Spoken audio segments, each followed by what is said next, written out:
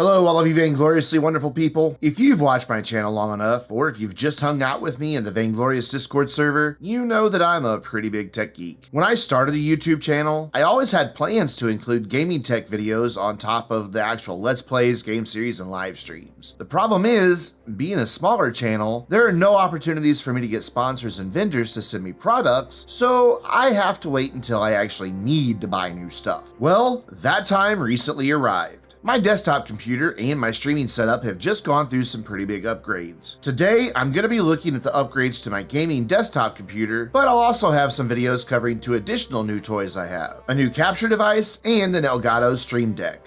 Be sure you're subscribed so you don't miss those videos. Now, here at the outset, I want to admit that I am not an expert when it comes to performing benchmarks on computers. There are people far more skilled than I am when it comes to benchmarking performance, and they have the time, money, and equipment to ensure that they're providing a very controlled environment for their tests. But I'm not an amateur either. I have built hundreds of PCs, both for gaming and workstation use, so I am fairly skilled with PC hardware and knowing how to interpret benchmarks. So let's look at my old gaming PC setup. At the heart of things was an i7 3770K processor on an MSI Z77A motherboard with 32GB of Corsair Vengeance DDR3 1600 RAM and an MSI 6GB GeForce 1060 graphics card. That's all powered by an 850-watt Corsair power supply that honestly I've had for about 7.5 years. I am still using the same power supply and graphics card after my upgrades. Now, this old setup served me really well over the past several years. I've had zero problems and it still ran current gaming titles without any issues. But it was starting to show its age in terms of what newer PC technology I can support, and it was starting to lag way behind with video production. So I upgraded to a brand new processor, which means I also needed a new motherboard and RAM.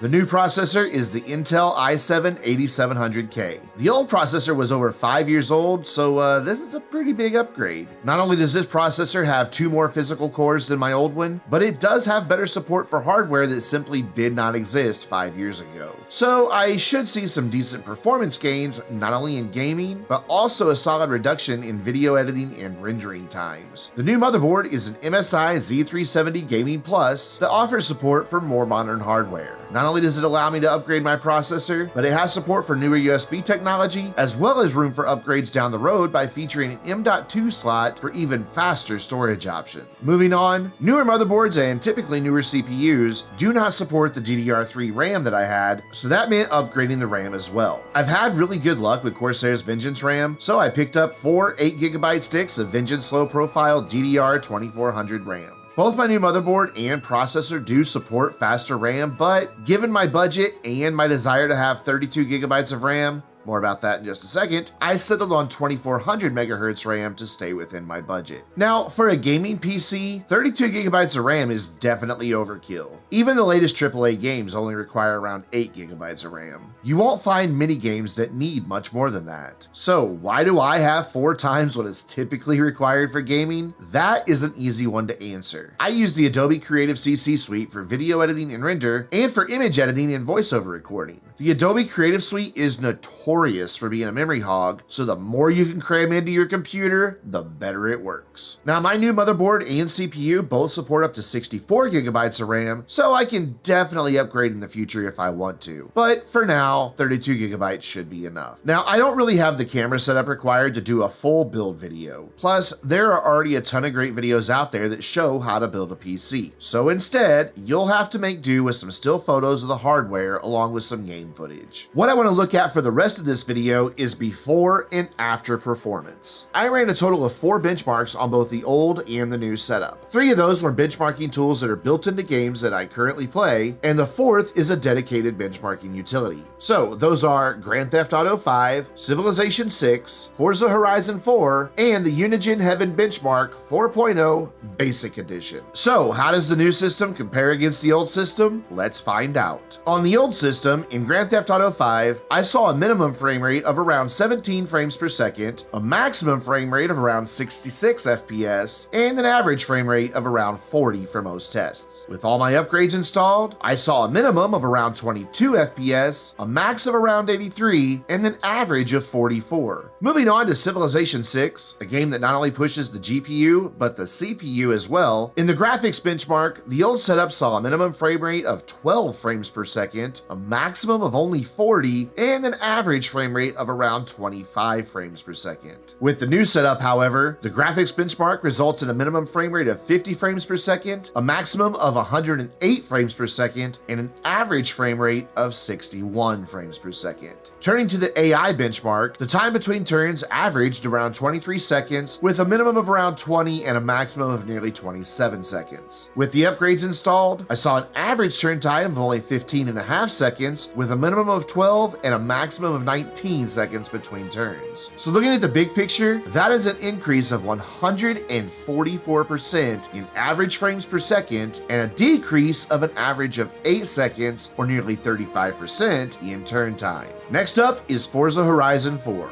On the old setup, I saw a minimum of 77.7 frames per second, a maximum of 114.8, and an average of 95.7 frames per second. And you know what? Those are pretty impressive numbers for a 5-year-old machine, and it shows how well that this game is optimized. That optimization means I don't see quite the performance gain though, because under the new setup, the minimum jumped up to only 88.3 frames per second, the max was 129.6, and the average hit 107.5 frames per second. So that gave me an average increase of just 12%. But like I said, this game is really well optimized, so I was already kind of suspecting that I'd get these results. Finally, we have the Unigine Heaven benchmark. On my old setup, I saw a minimum frame rate of 8.5, a maximum of 125, and an average of 62.6 frames per second. Moving over to the new setup, the minimum jumped way up to 33.2, saw a maximum frame rate of 159, and I received an average frame rate of 82.5 frames per second. That's a 31.79% increase in the average frames per second on the new system. As a surprise final test, I wanted to test my rendering times out. I kept my project file for a recent Will It Off-Road video that took right at 59 minutes to render on my old PC. On my new setup, that time dropped all the way down to just over 24 minutes. That is a pretty big difference, and it means that I can spend less time waiting on videos to render and more time recording and editing. So what do all these numbers mean? Well, in gaming, frames per second is king. The higher the frame rate you have equates to a better gaming experience in most gamers' minds. The general consensus is that 60 frames per second should be the bare minimum. And in games like Civilization 6, the time you spend waiting between turns means less time spent actually playing the game, so you want to see that number as low as possible. So my new system outperforms the old one in every single category, sometimes by a pretty big margin. So by just upgrading my CPU, motherboard, and RAM has brought about a performance increase in not only gaming, but in productivity when creating videos. Granted, this upgrade was not cheap, and it cost around $800 bucks, but I had a choice to get a new graphics card alone for that price, or upgrade my CPU, motherboard, and RAM.